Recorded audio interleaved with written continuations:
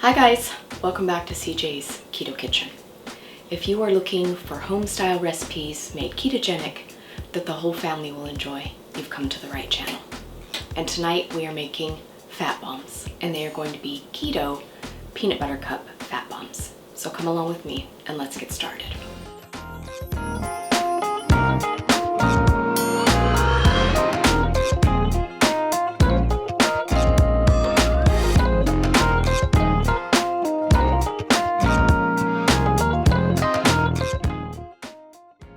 So this week in our keto conversation, we discussed starting the ketogenic lifestyle.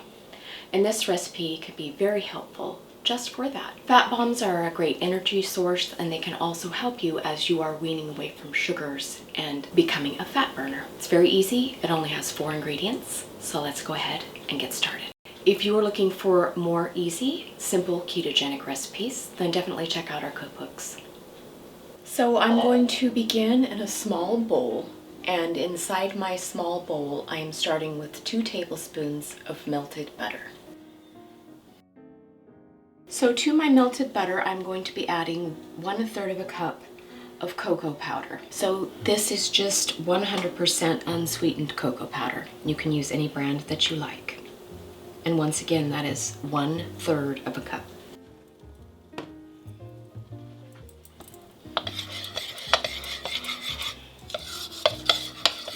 I'm just going to lightly moisten my cocoa powder into the butter.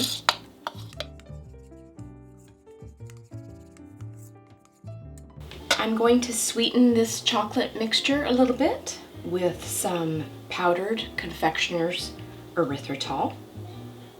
I definitely recommend using powdered for this because we are just hand mixing our ingredients and it will incorporate a lot better. I'm going to be putting in 3 tablespoons of the powdered sweetener.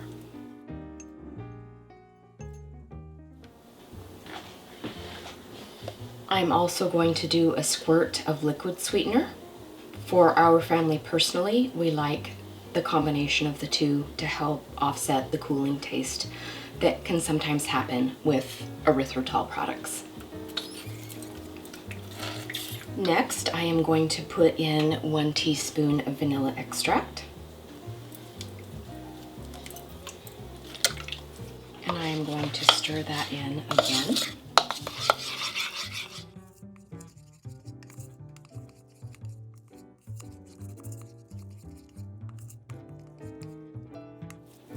And you can see that this has helped make almost all of our sweetener dissolve, which is what we are looking for. The next ingredient that I'm going to be adding is going to be peanut butter, because these are peanut butter cup fat bombs. I am using creamy, and this is just plain peanut butter. It's peanuts and salt. Mine happens to be from Trader Joe's, but there are a lot of brands that make it. And you just want to make sure that the ingredient label says nuts and salt. If you prefer an unsalted product, you could do that. But definitely watch out for anything that has added sugars in here or undesirable oils. This has plenty of oil just from the natural reserve from grinding the peanuts. And I want 1 cup of that.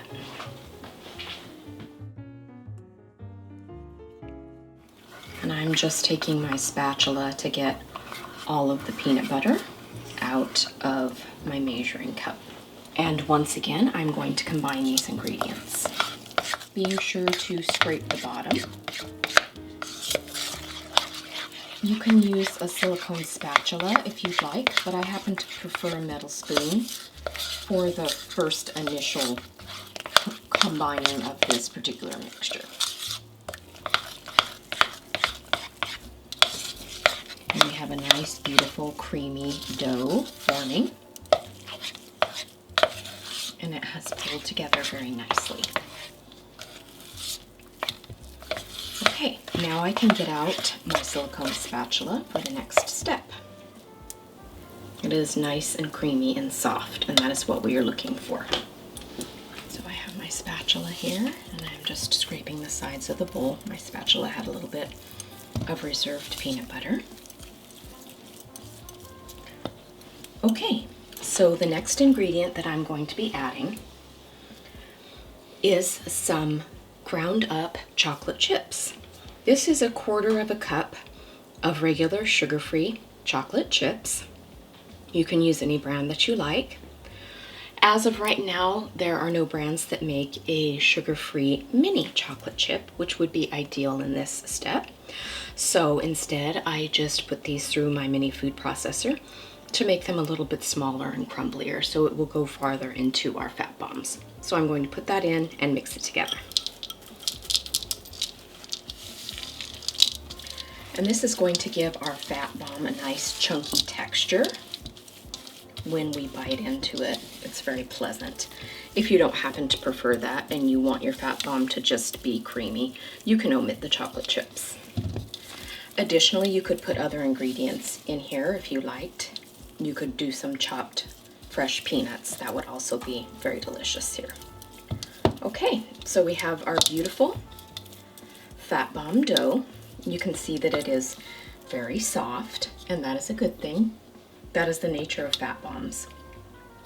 In order to create this into serving sizes, I am going to pop this into my freezer for about 15 minutes to help our dough, our fat bomb dough, if you will, firm up. So once this has chilled for a few minutes in the freezer, I will then be able to use my cookie baller to make individual fat bombs.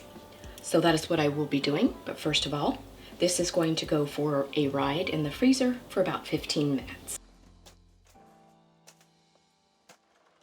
Okay, our fat bomb dough has firmed up. And remember, with all of your fat bombs, no matter what kind you choose to make, generally they are very soft and they will need to be frozen, kept frozen until you are ready to eat them. And then you can kind of put them out ahead of time. Some people like to eat them frozen. It's completely up to you. But if any time while we're working on this dough you find that it is too soft, you can always pop it back in the freezer again for a few minutes. So I'm just going to take my cookie scoop and start scooping this into as close to a ball as I can get. Once again, this is very soft, so you can't always get it into a perfect ball shape, but you can do it however you like. Some people put these kinds of things into molds. Additionally, you could just scoop it out with a spoon. It's completely your choice.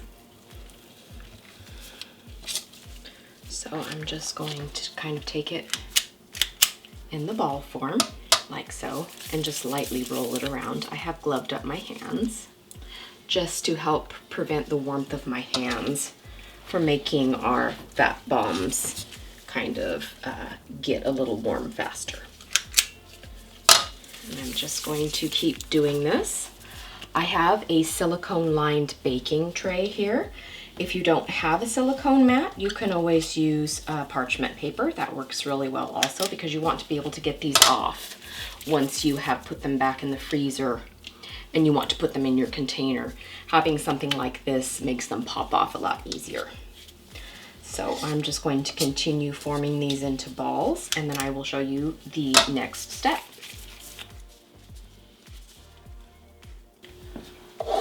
Okay, I have gotten 12 fat bombs here. I still have a little bit of my dough left in my bowl, but I don't want to crowd my little quarter sheet tray here, so I will finish making the rest after these go for a little ride in the freezer again. But before I pop them in the freezer, I want to show you how I'm going to garnish my particular fat bombs. You could do a couple of things, and I'm going to show you 2 things, but I'm also going to suggest some other things. You could sprinkle these with ground nuts again, like we talked about on the inside. You can also do some powdered confectioner's sweetener, which is what I'm going to do for some of them. I just have a little fine sieve here, and I'm just going to dust them. So I'm just going to tap it like that and dust them. And you can do as little or as much as you'd like. So I'm going to do about half like that. So I did half, that's 6 of them, with the powdered sweetener. And then the other 6, I am going to sprinkle a little bit of flaky sea salt, or fleur de sel, it's sometimes called.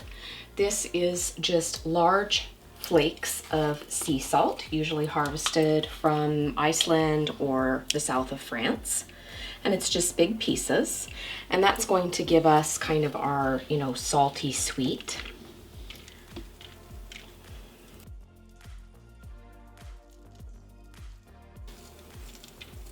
And you can use as little or as much as you would like of that.